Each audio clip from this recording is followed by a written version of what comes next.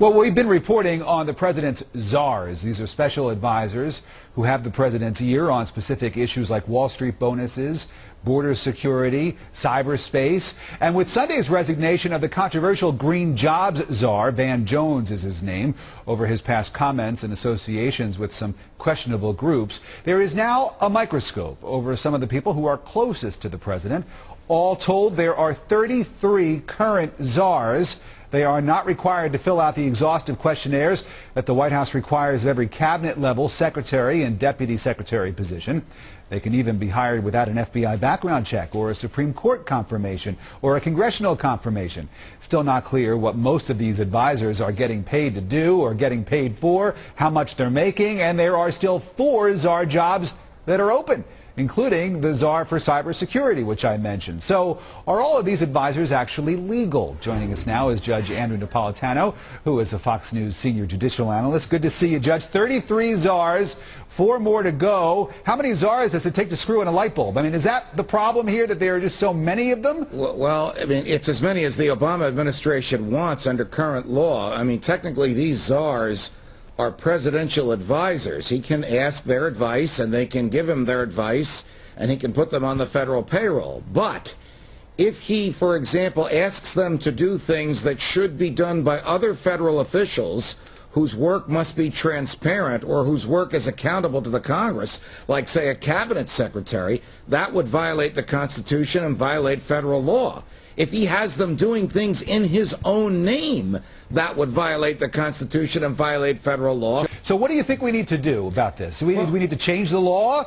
I mean, is that what needs to be done? The Congress? I mean, this Democratic Congress, they're not going to change any laws that are going to upset the president in any way when it comes to his czars. I mean, the law was actually changed in the Bush administration, Rick, which authorized the president to give top secret security clearance, thus to allow anybody to look at documents that he wanted to. Prior to President George W. Bush, you couldn't have that kind of access to secrecy unless you had been investigated by the FBI and confirmed by the Senate. So by the Congress giving that power to President Bush, who had 13 czars, President Obama has taken that same power and given himself 33, or I think you even said 34 czars. But it really depends upon what they do. Somehow, some way, we need to find out if these people are just giving the president advice, which would be lawful, even if it's advice on things that the Constitution doesn't say the federal government has authority over.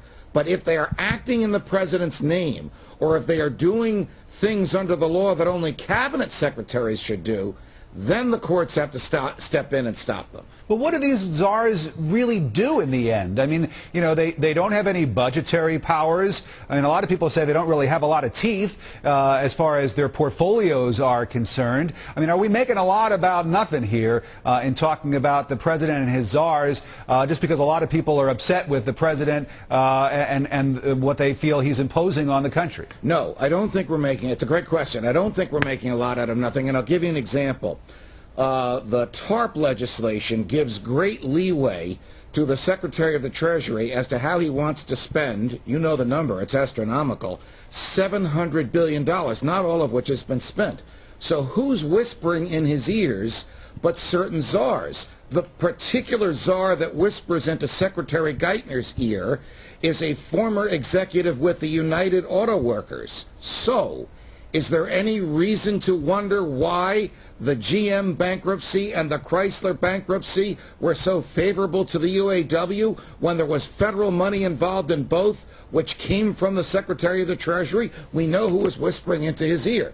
Now, that whispering is lawful. But if the whispering becomes, I'm going to bypass the Secretary and do this on my own, then we have a serious problem with federal law being violated. It seems like a tough thing to prove if you'd be able to, you know, not going to get somebody. These guys don't, you can't subpoena a czar. How do you find out what they're doing? Well, the only way you could subpoena a czar is to subpoena an ex-czar, of which we now have one, who, as you know, resigned under cover of darkness over the weekend. I don't think Van Jones is going to be invited to Capitol Hill anytime soon. It would be like pulling teeth. All right. Judge Andrew Napolitano, thanks so much. Always good to talk to you, my friend. Pleasure, when we Rick. come back.